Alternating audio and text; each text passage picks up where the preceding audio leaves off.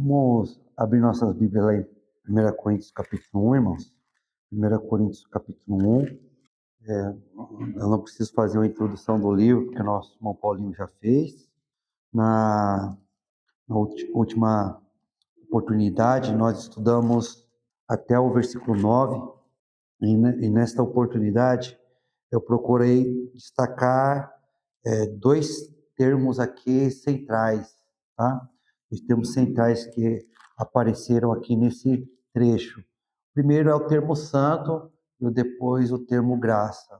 A gente conversou e procuramos entender que o sentido bíblico da palavra santo não é esse sentido conhecido assim, pelo senso comum, não geralmente por pessoas que não têm a prática de estudar as escrituras.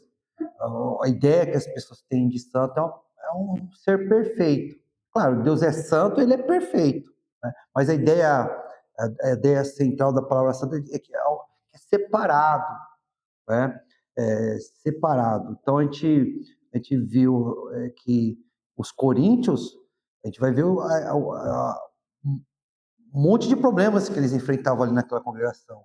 Mesmo assim, o apóstolo Paulo falou que eles foram santificados, olha só, ou seja, no particípio, né? Comprar, comprado, né? Santificar, santificado. Eles foram santificados, ou seja, já foi uma ação realizada para se santificar. Parece até estranho, né? Foi santificado para se santificar. Ou seja, você foi separado, mas o processo de transformação continua, não é instantâneo. Nós estamos estudando o livro de Êxodo e Deus falando lá do incenso e falando do incenso e do óleo da unção. E a composição lá, ele falou assim, é só para uso do templo, algo exclusivo. Se alguém pegar essa receita e reproduzir para usar no uso comum, vai ser eliminado. Ou seja, quando Deus ele separa alguma coisa, ele está falando que é especial, exclusivo para ele. Isso é muito bonito, você entender que sua vida tem valor para Deus. Ele quis fazer da tua vida, né, uma vida exclusiva para Ele, né, para que você viva para Ele neste mundo, glorifique nesse mundo. E graça, a gente conversou, o termo graça significa favor, e a gente conversou sobre isso também. Ninguém aqui emprestou algo para Deus para exigir que ele devolva. Deus ele nunca vai estar endividado com a gente. Tudo que a gente... essa blusa aqui não foi Deus que fez. Foi uma fábrica tal. Chinês, geralmente os chineses fazem quase tudo, né? Tudo que ele tem, não foi os chineses que fizeram. Mas foi a partir foi a partir de elementos do mundo que Deus criou. E mesmo que haja chineses que não dão glória a Deus, a inteligência dele, que eles têm, também é um atributo de Deus, né? É um atributo de Deus. Agora, há quem dá glória a Deus por tudo que recebeu, e tem aqueles que não dão glória, usurpam deles. Foi até comentado, nós somos mordomos. Então, a graça é tudo que Deus faz ao nosso favor. Tanto que até a palavra fala assim, dou graças, agradecer por essas vezes. Terceira coisa que nós conversamos são esses dois termos centrais nesse trecho. Mas eu vejo um fio condutor que vai atravessar o livro, a carta de 1 Coríntios, e vai, de uma certa forma, repercutir na segunda carta. E que a gente percebe que a capacitação que vem de Deus não tira o livre-arbítrio das pessoas. A capacitação do Espírito Santo não tira o livre-arbítrio das pessoas. Se eu fosse pegar um personagem bíblico, um personagem da Bíblia, para usar assim como, sabe, um logotipo, o estado espiritual da igreja de Corinto, eu pegaria Sansão. Porque quem era Sansão?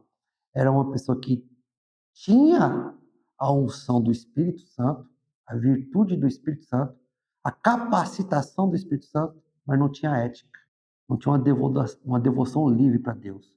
Ele usou aquilo que era atributo de Deus para ir em busca de motivos egoístas.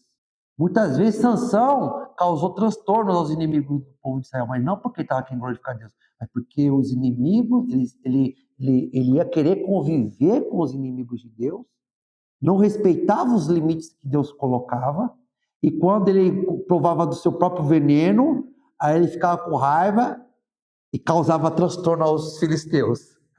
Mas os motivos deles eram egoístas. O apóstolo Paulo fala assim: vocês não faltam conhecimento para vocês, não faltam dons espirituais para vocês. Ele começa a carta elogiando, mas a gente vai ver a série de problemas.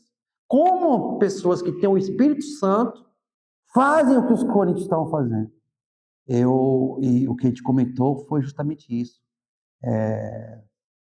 O Espírito Santo, se tem uma coisa que Deus respeita, foi o que ele instituiu, é o livre-arbítrio, que é uma concessão de Deus. Tá?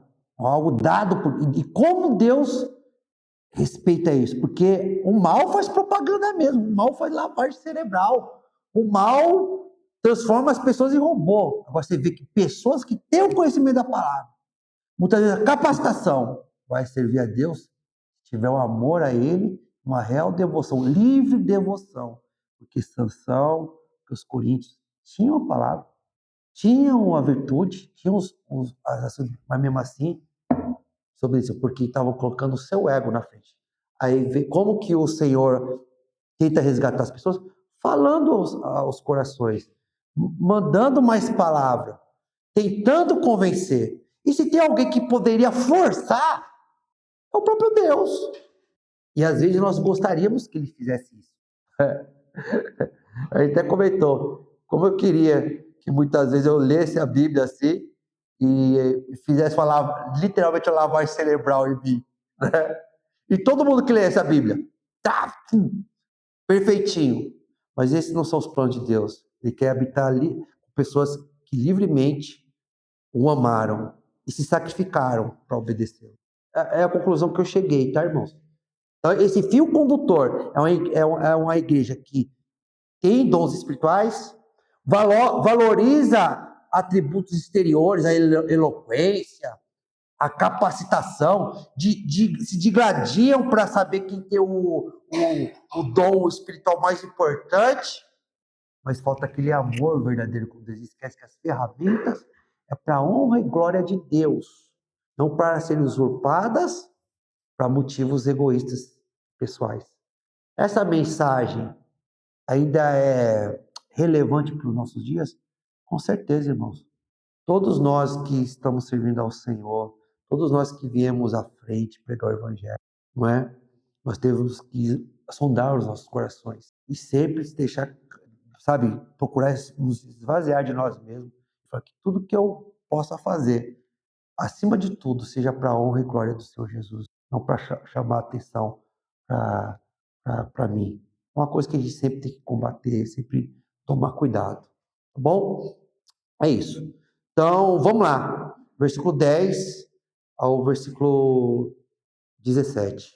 Estevão, você pode ler, por favor, filho, do 10 ao 17? 1 Coríntios 1, do 10 ao 17, por favor. 1 Coríntios 1, do 10 ao 17. Muito obrigado, filho. Então, aqui tem algumas coisas interessantes, irmãos, que eu acredito que vão nos ajudar ao longo da nossa caminhada na fé.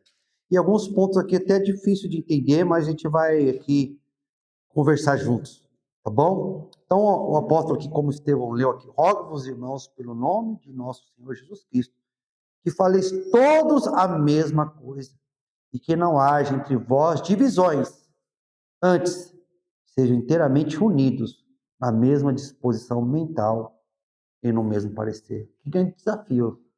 Nós que vivemos em sociedade, vivemos numa família, nós sabemos quão difícil é alcançar a unidade. Não é? A unidade. Não é uma coisa que se consegue da noite para o dia, mas esse versículo, se Deus ele ordena isso pela boca do apóstolo Paulo, é possível, por mais que seja difícil. Mas essa unidade não é uma unidade numa tradição humana.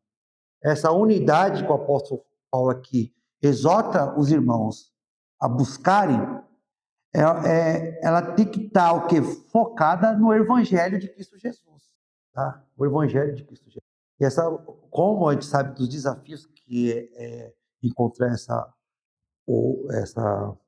unidade, tem que ser algo desejado, com muito empenho e paciência. Por que muito empenho? Porque não é fácil. Porque paciência? Porque o que não é fácil, geralmente não se consegue da noite para o dia. Não se pinta uma Mona Lisa num único dia.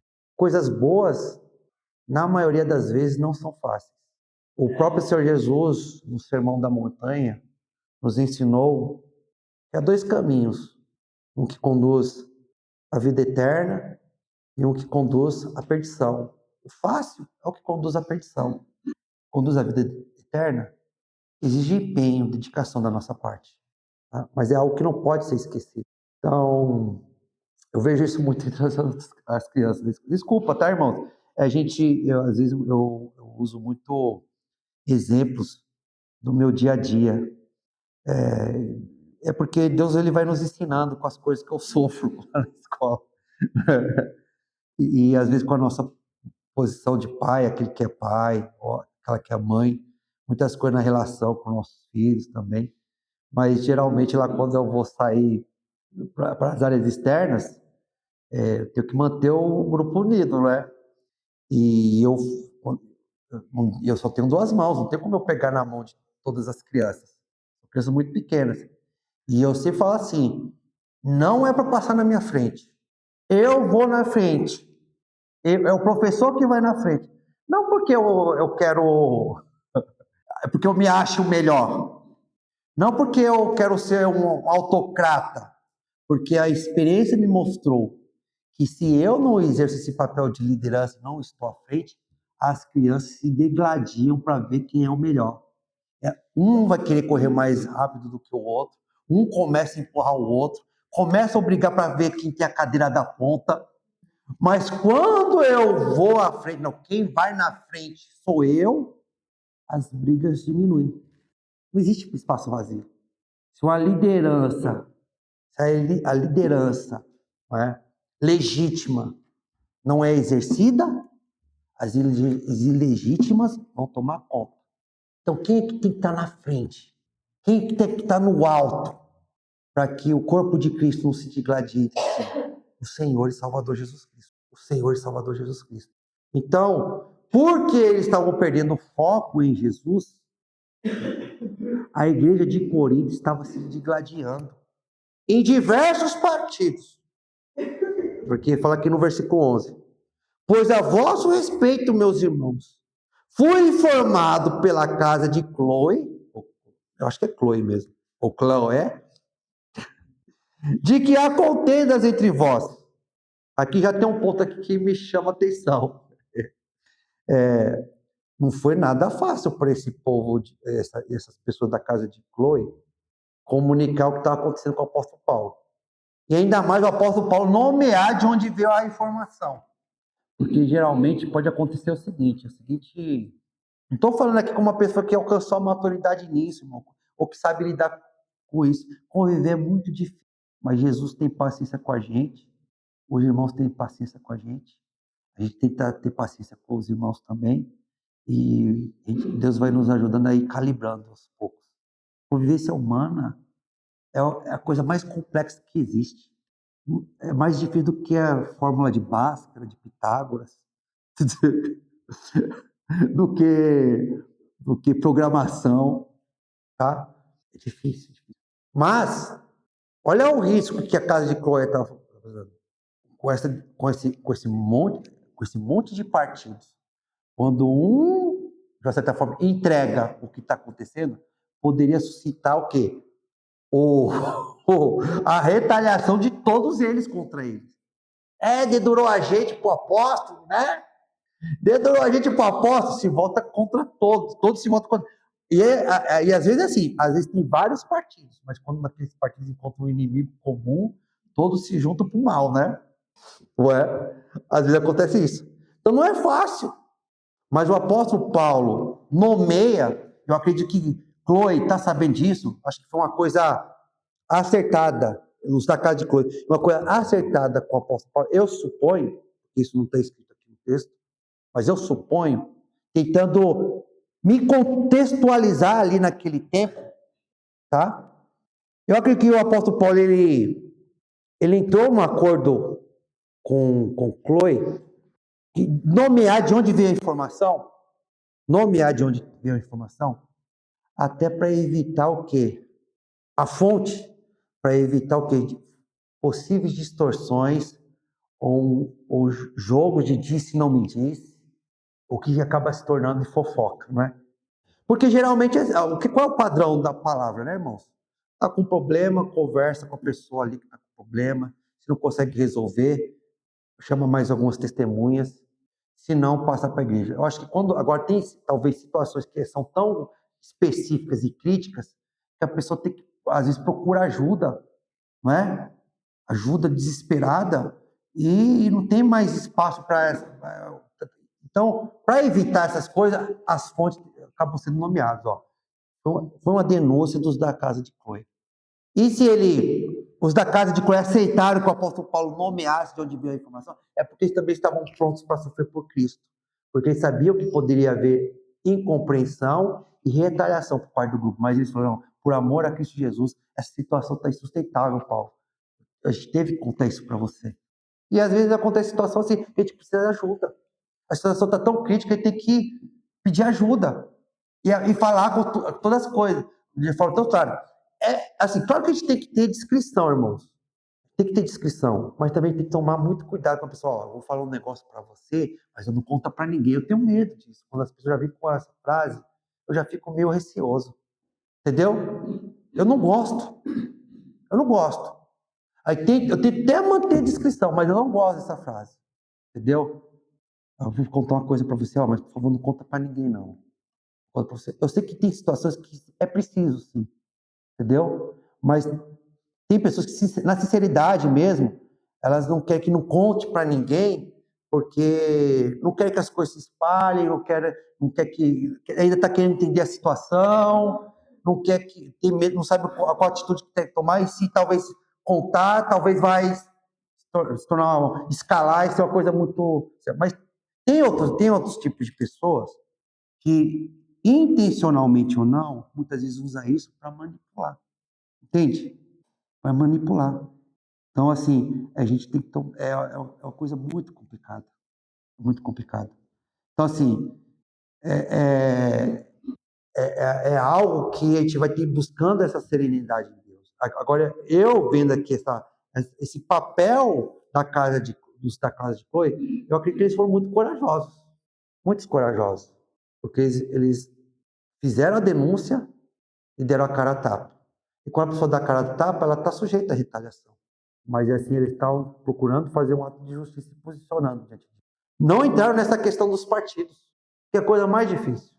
E que Jesus, foi a atitude de Jesus.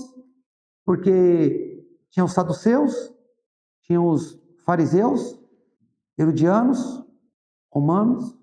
Jesus podia falar assim, eu tenho que ir para algum deles, vou escolher o melhorzinho. Mas nenhum deles era bom, então Jesus ele ficou à parte. E por estar à parte, não tomar partido, infelizmente despertou o ódio de todos eles. Então não é uma posição fácil, né? É uma posição de neutralidade, tá bom? Eu não sei nem o que é neutralidade. Às vezes você tomar partido, não tomar partido, então não é uma atitude de neutralidade, não é uma atitude passiva. Exige às vezes muita coragem, muita força de caráter, porque você pode atrair a ira de todos contra você. Ou tem outra coisa aqui que me chama interessante, que eu acho interessante, irmão. Versículo 12, eu achei muito interessante isso aqui quando estava lendo o texto. Aí ele vai falar o que veio dos da casa de Chloe. Tá? Refiro-me ao fato de cada um de vós dizer: eu sou de Paulo, e eu de Apolo, e eu de Cefas, e eu de Cristo. O que eu acho estranho nesse versículo? Criticar que algumas pessoas estão tomando partido de Paulo, acho que Paulo é o cara, até entende, é errado. De Apolo, entende, é um servo. É errado. Cefas, que é o nome hebraico de Simão, no caso Pedro, né, a versão hebraica para Pedro, eu entendo, é um servo. E outros falavam, e de Cristo. Ué, mas Cristo aqui, por que o Paulo está falando que os que falam que, isso aqui que me causa estranhamento, que os de Cristo também está errado aqui. Ué, o apóstolo Paulo podia falar, não, os únicos que estão certos aqui, os únicos que estão certos aqui é os que falam que são do partido de Cristo. Mas ele colocou aqui os que falam, eu sou de Cristo. Eu sou de Cristo. Aqui, nesse contexto, também como os errados. Por quê, irmãos? Uma coisa é você se render a Cristo. Outra coisa é você se submeter a Cristo. Outra coisa é você querer enaltecer a Cristo e ajudar os seus irmãos a buscar essa unidade em Cristo. Outra coisa é você instrumentalizar o nome de Cristo para motivos pessoais egoístas. Tem pessoas que não têm temor ao nome de Deus e usam o nome de Deus para conseguir o que quer. E quando a pessoa quer monopolizar algo que deve ser algo comum, um tesouro comum, e fazer que é só nosso e de mais ninguém, e voltado para motivos egoístas, não para que Cristo é o cabeça, mas não, Cristo manda isso, mas pisa na palavra de Cristo. Não, mas nós somos de Cristo. Ou seja, usa o nome de Cristo, a assinatura de Cristo, ou seja, falsificada de Cristo, para enganar os outros e submeter os outros às suas próprias vontades. É isso que o apóstolo Paulo está falando. E isso às vezes acontece no dia de hoje. A gente tem que ter muito cuidado, tá bom, irmãos? Desculpa, eu não gosto. É claro que eu não vou ficar aqui usando o público para ficar falando, mas tem que tomar muito cuidado na época de política. Deus que sonda os corações. Sim. Vai ter que ouvir a árvore pelos seus frutos. A árvore pelos seus frutos. Tem gente que tem os frutos podres, que pisam na palavra de Deus constantemente, mas às vezes para buscar voto fala assim, eu sou cristão, eu defendo a família. Eu defendo a família. Mas casa 4, 5 vezes. Cadê o respeito à Bíblia? Mente. Mas eu defendo a família. Sou contra o aborto, mas no particular vai lá e exorta uma pessoa a praticar o aborto. Então o que ele está fazendo? Ele teme a Cristo? Ele está querendo realmente levar as pessoas a respeitar Cristo? Ou está instrumentalizando o nome de Deus para conseguir uma vantagem pessoal? Os de Corinto estão fazendo isso. Eu acredito que o pior tipo de ateísmo que existe, é esse. Quando a pessoa usa o nome de Deus para conseguir vantagem pessoal. E se realmente a pessoa acreditasse na existência de Deus, que Deus é o galardoador daqueles que o buscam, e temesse o castigo de Deus, ele não ia usar a coisa mais sagrada para enganar os outros, para conseguir vantagem. Então, é claro que o apóstolo Paulo, ele vai até falar, Cristo está dividido, Cristo Cristo é o superior, Cristo é o Senhor. Mas ele está combatendo essa usurpação, eu acredito, usurpação do nome do Senhor. É muito mais sutil isso, irmãos. É muito mais complicado. Quem é apaixonado por Cristo gosta de ouvir o nome do Senhor. Quem é apaixonado por Cristo gosta de ouvir elogios do Senhor. Mas você que é apaixonado por Cristo como eu, tem que tomar cuidado para não ser manipulado. Quando o inimigo da nossa alma perceber essa paixão, querer distorcer. Tem que ter esse sentimento, mas tem que ter o conhecimento para a gente não ser manipulado. Então, assim, não adianta eu querer o nome de Cristo, mas eu odeio o meu irmão. Não está no meu partidinho aqui, o partido de Cristo tem que ser eliminado, tem que ser rebaixado, tem que ser perseguido, tem que ser humilhado. Não, irmãos. Irmãos vão discordar da gente. Nós não somos robôs. Mas eu tenho que orar para o quê? A gente encontrar a unidade. A unidade. Ajudar cada um de nós a se aproximarmos do Senhor, enaltecer o Senhor. Quando o Senhor é enaltecido, essas disputas vão desabando como um castelo de cartas. Tá? Pelo menos é isso que esse texto me ensina. Versículo 13. Acaso Cristo está dividido? Foi Paulo crucificado em favor de vós? Ou fosse porventura batizado em nome de Paulo? Então, eu esqueci de avisar, mas você vê aqui que tem 3 pregadores aparentemente itinerantes, não é? Apóstolo Paulo, a gente até entende, né? Era apóstolo. O risco das pessoas se apegarem demais a ele era muito grande. Pedro caminhou com Jesus. Eu acredito que esse Cefas aqui é o... E é apóstolo. Agora, tem um nome aqui que não era uma pessoa que era apóstolo. A gente não vê exemplos na Bíblia de que ele fazia milagres, embora os cristãos do primeiro século tinham milagres. Mas a Bíblia fala que ele realmente tinha uma grande... A própria Bíblia fala que ele tinha uma grande capacidade. Ele era extremamente eloquente. Era Apolo. Mas assim, ele usava aquilo para a honra e glória do Senhor. Mas era uma pessoa que não tinha, por assim dizer, aquela unção apostólica, mas tinha um dom de Deus, mas não um dom miraculoso. Talvez ele desenvolveu ao longo da vida, por meio de estudo, aplicação, e usou para a glória de Deus.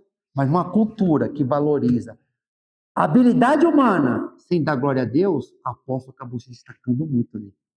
E mais para frente o apóstolo Paulo vai até falar, eu falei para Apolo visitar vocês, mas ele falou que não queria visitar vocês. Ele falou que não seria conveniente visitar vocês agora. Então, Apolo não se deixou levar por isso. Porque o apóstolo Paulo, ele poderia se envaidecer. Puxa vida, tem uma galera lá que pelo menos deve ficar ali do lado da galera que me apoia. Ele sabia que aquilo ali ia destruir a causa de Cristo. Não. O apóstolo Paulo, ele está falando que o Paulo não foi crucificado a favor de vocês. Vocês não foram batizados em nome do apóstolo Paulo. Foram batizados em nome de Jesus. Dou graças a Deus porque nenhum de vós batizei, exceto Cristo e Caio. Aqui já vem o ponto mais difícil de entender para mim, aqui nesse trecho. Tá? Como o apóstolo Paulo ele dá graças a Deus de não ter batizado só apenas dois ali, né? Exceto Crispo e Gaio. Né? Dou graças a Deus porque a nenhum de vós batizei, exceto Crispo e Gaio. Batizar é uma bênção, né? Pessoas se convertendo. Eu vou dar o meu entendimento que eu tenho, tá, irmãos? É parcial, é algo complicado. Assim. O batismo faz parte do plano da salvação. Ele faz parte do plano da salvação. Mas não é o mais importante no plano da salvação. O batismo é a consequência de uma pessoa se render ao evangelho. Batismo sem o evangelho verdadeiro não é batismo. Então, o mais importante é o quê? Em primeiro lugar, o evangelho. E também tem esse sentido específico aqui de batismo, que talvez é um sentido distorcido que os coríntios estavam dando ao batismo, que o apóstolo Paulo está combatendo essa perversão da ideia de batismo, tá? Essa perversão de ideia de batismo. Não a ideia bíblica, como a gente vê lá o próprio apóstolo Paulo ensinando para a gente em Romanos capítulo 6, tá bom? Sobre o batismo, a necessidade do batismo. A gente vê lá em 1 Pedro, falando que o batismo se salva. O que ele talvez está combatendo, talvez era algo que estava acontecendo ali na igreja de Corinto, que você, de uma certa forma, deve uma devoção especial para aquela pessoa que te batizou. E você, de uma certa forma, é um discípulo daquela pessoa que te batizou. Você tem uma dívida com aquela pessoa. Embora eu sei que o apóstolo Paulo, algumas vezes ele falou assim, ó, até para Filemão, ó, eu tenho essa dívida com você, Filemão. Olha meu coração, perdoa Onésimo. Mas não se esqueça que você deve a mim até a sua própria vida. Não é questão de que o apóstolo Paulo está querendo manipular Filemão, mas ele está querendo induzir o Filemão para o bem. Que diz assim, ó, Filemão, claro que foi Deus que salvou, mas Deus me usou. Então ele está usando aquela influência que ele teve, aquela importância naquela vida de Filemão, não para o mal, mas para ajudar Filemão a avançar no evangelho. Agora tem pessoas que usam um papel que Deus lhe deu e que ele foi apenas um servo para tirar a vantagem dos outros. Imagine que eu fosse querer explorar a boa vontade das pessoas que o Senhor, pela graça de Deus, permitiu que eu batizasse. Tirar vantagens pessoais. Ah, eu te batizei. Me deve. Sabe? Ó, eu até, pela graça de Deus, irmãos aqui, né, com gratidão a Cristo Jesus, quando se converteram, quiseram me abençoar tremendamente, queriam fazer as coisas de graça para mim. De graça para mim. Queriam lá mas era um trabalho. Eu entendi aquele amor, mas assim, eu não posso, né? Eu não posso permitir, né? Que aquele irmão ou irmã, né? Eu não posso me aproveitar desse sentimento genuíno e de gratidão dessa pessoa. Então, assim, não é porque é irmão, não. Eu sei que você é meu irmão, mas, ó, até aceito que você me trate com carinho e tal, mas, digno é o trabalhador do seu salário, entendeu? É saber aceitar o carinho, o amor, mas não abusar desse carinho. Não ficar levando problema demais, não ficar querendo tirar vantagem. Infelizmente, tem pessoas que tiram. Só porque é irmão, você não vai pagar o aluguel. Só porque é irmão, você não vai prestar contas. Se fosse para o banco, tinha que pagar em dia. Mas depois, irmão, nada. Depois o irmão vai saber. Nem presta conta, nem fala. E às vezes porque aquele irmão tem o quê? Uma dívida espiritual com você, ou seja, você batizou, você é um irmão mais experiente. Não, a gente nunca tem que usar esse papel bonito que Deus nos deu para tirar nenhum tipo de vantagem. Então o apóstolo Paulo, eu acredito que nesse sentido ele está falando, ó, ainda bem que eu não, diante daquele quadro, diante daquela igreja, eu falei, ainda bem que eu não batizei muito aí, porque se tivesse batizado muito aí, eu ia estar com um problema muito maior. Entendeu? Já está com um problema muito maior. Eu acho que é nesse sentido que ele está falando. Ele fala aqui: batizei também a casa de Estéfanas. Além destes, não me lembro se batizei algum outro. Como assim, apóstolo Paulo? É uma alegria, festa no céu. Mas isso aqui me lembra aquela passagem lá em Mateus capítulo 25. Entra, servo do meu pai, porque eu estava nu e me deste de vestir. Estava com fome e me deste de comer. Estava com sede e me deste de beber. Então, mas quando a gente fez isso pelo Senhor, quando você fez a um desses meus pequeninos irmãos e fizeste a mim, ou seja, eram pessoas que praticavam o bem, mas não se apegavam àquele bem que faziam, não ficavam se achando, faziam diante daquilo que eles faziam por gratidão a Deus, por amor a Deus. Eles sabiam que diante do que eles, a grandeza do que Deus tem abençoado a vida deles é nada, que a nossa bondade diante da bondade de Cristo é brincadeira de criança. Então não tem motivo para eu me engrandecer. E também muitas vezes o bem que a gente faz, às vezes é um sacrifício, a gente tem que lutar contra entre N coisas, nosso próprio egoísmo, nossa desconfiança. A gente vai lá e faz. Então, como eu sei que não é tão fácil, por que eu vou ficar me vangloriando? Então o apóstolo Paulo, ele fazia o trabalho, mas ele não ficava ali se achando. Então ele não ficava guardando na memória. É aquela pessoa que, tipo, porque ele olhar para frente, tem que servir. Eu já fiz o suficiente para Deus. Então, o apóstolo Paulo é tipo de pessoa, quando chegar lá na glória, ele falou: olha um monte de gente que você batizou aqui. Rapaz, é isso mesmo? Porque só pensava em salvar, e não ficar tentando encontrar vantagem naquilo. Desculpa, irmão, mas outra coisa que eu vi, né?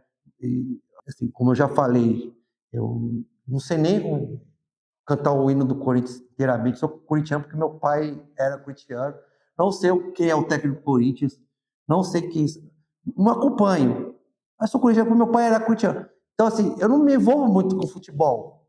Mas na época da Copa, mesmo eu tendo um certo, assim, eu acabo me envolvendo. Aí você acaba vendo coisa. Aí eu vi uma entrevista do Cristiano Ronaldo, agora, mais de 6 anos atrás. E a repórter disse: ó, o Pelé fez tantos gols, você está quase perto de bater o recorde do Pelé. O que você acha disso? Você vai bater o recorde do Pelé? Aí ele falou uma coisa que eu achei interessante. O que as pessoas falam que que você viu uma sabedoria? Você pega para você. Falou: legal isso que a pessoa falou. Né? Ele falou assim: ó, eu não fico obcecado por bater as metas dos outros. Eu foco no presente, eu tenho que dar o meu melhor. E os recordes vão vindo, os resultados vão vindo. Eu não fico entrando nessa disputa, eu tenho que dar o meu melhor no jogo de hoje. Achei legal isso, não é? Achei legal isso. Então, assim, o apóstolo Paulo, ele não ficava ele não entrava nesse tipo de competição mesquinha. Eu quero batizar mais do que Pedro. Ele fazia o trabalho. E aqui nesse contexto, ele fala: foi até bom que eu não batizei aí demais. Eu acredito que é nesse contexto. Porque dessa forma que estão distorcendo, eles estavam distorcendo tudo, até a Santa Ceia. Falta de conhecimento? Não era falta de conhecimento. Falta de dons espirituais? O Paulo falou que eles tinham conhecimento, tinham dons, não era falta de dons. É falta de reverência, de olhar para Cristo. E quando você não olha constantemente para Cristo, você vai esquecendo das coisas. Vai esquecendo. Batizei também da casa de Stefanas. Além desse, não me lembro se batizei algum. Porque não me enviou Cristo para batizar, mas para pregar o evangelho, não com sabedoria de palavra, para que se não anule a cruz de Cristo. Então, eu dei essa explicação para vocês, porque também pode acontecer uma outra distorção. A pessoa pega esse versículo aqui, ó, versículo 17, aí, ó, você fica falando que é necessário se batizar, que se a pessoa não se batizar não vai ser salva. Fala que é uma exigência. Aí o apóstolo Paulo aí, ó, falou que ele não foi chamar para batizar, não. É só pregar o evangelho. Isso é importante, só acabou. Você tem que ver o contexto aqui.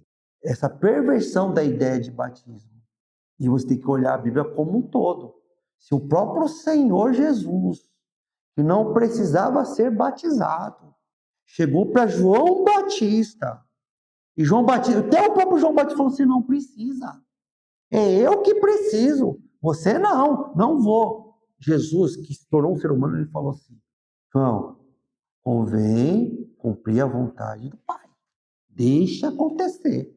Que convém cumprir a vontade do Pai. Se o próprio Senhor Jesus, que não precisava, fez questão, porque eu vou falar para uma pessoa que não precisa se batizar.